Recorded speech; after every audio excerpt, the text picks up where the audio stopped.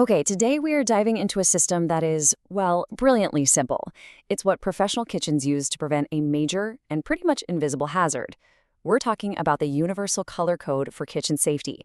And trust me, it's something you're going to want to use too. So let me ask you a question. Is your kitchen secretly dangerous? And I'm being serious, because one of the biggest risks in any kitchen is something you can't even see. It's a silent mistake, one that happens every single day, in pro kitchens and at home. I want you to picture this, because it happens all the time. You're making dinner, you slice up some raw chicken, and then, using that exact same knife and board, you chop up a fresh tomato for the salad. Boom, right there. That single move can transfer nasty bacteria like salmonella from the raw meat straight to food that's about to be eaten raw. That simple, common mistake, that's cross-contamination. And that, right there, is the invisible danger we really need to tackle. It is the #1 cause of foodborne illnesses, which can mean anything from a really bad day to a trip to the hospital. The consequences are legit, and that's exactly why this system exists. But what if I told you the solution isn't some complicated, expensive process? It's actually so simple, it's kind of genius. It's a visual system used in professional kitchens all over the world. We're talking 5-star hotels, hospital kitchens, you name it. And it's all designed to stop cross-contamination before it even has a chance to start. So, how does it all work? Well, this solution creates these invisible walls between different types of food, and it uses the simplest tool imaginable: color. The whole idea is this. It's a visual language. You give a specific color to each food group, and that color applies to the cutting board, the knives, and sometimes even other tools. Each color has one job and one job only. It just completely takes the guesswork out of the equation. All right, so what is this universal code? Let's break down the 6 standard colors that are basically the foundation of kitchen safety across the globe. This is the heart of the whole system. First up, red. When you see red, I want you to think one thing: raw meat. Beef, lamb, pork, anything that hasn't been cooked yet. This is probably the most critical separation of all, because raw meat can carry bacteria like E. coli that, only heat can destroy.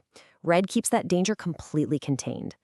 Next, we've got yellow. Yellow is for cooked and ready-to-eat meats, so think about things like sliced ham for a sandwich or that roast chicken you're about to carve up.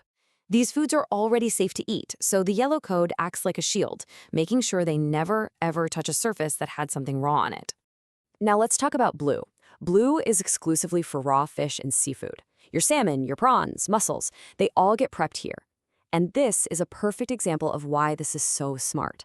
Fish doesn't just have its own unique set of potential pathogens, it also has strong flavors and smells that you definitely do not want getting into, say, your cheesecake. Green is for all your fresh fruits and vegetables.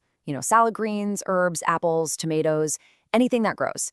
And since we eat so many of these things raw, keeping them on their own dedicated green surface is absolutely essential to protect them from any bacteria from raw animal products. The whiteboard. This one's for dairy and bakery. Think about slicing cheese, cutting a loaf of bread, or working with pastries. These are generally ready-to-eat foods that need a really clean, neutral surface, free from any strong flavors, especially something like raw onion or fish. And finally, purple.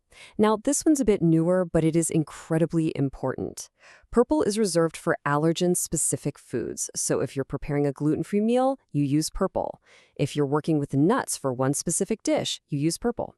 It makes managing allergens visible and totally clear, which is just critical in today's kitchens. So let's do a super quick recap. Red, raw meat. Yellow, cooked meat. Blue, raw fish. Green, fruits and veggies. White, dairy and bakery. And purple, for allergens. 6 colors, 6 jobs. It's a powerful, simple system. But hang on, this system is so much more than just having a nice, colorful collection of cutting boards. To be really, truly effective, the whole idea has to extend beyond just the board itself. And here is the crucial part. The color code has to apply to your knife handles, too. A red-handled knife stays with the red board. A green-handled knife, you guessed it, stays with the green board. I mean, what's the point of using the right board if you just use the wrong knife, right? It defeats the whole purpose. Lots of professional kitchens take this even further, with matching tongs, containers, even gloves. Of course, the whole system is only as good as how well you clean everything. And yeah, there's a right way to do it. First, after every single use, Scrape off all the gunk and rinse it with cold water. And that's a pro tip, because hot water can actually cook proteins right onto the board. Then you wash it with hot, soapy water. Third, you sanitize it with a food-safe solution. And finally, and this is key, you have to store the boards vertically so they can air dry. Never, ever stack them flat when they're wet.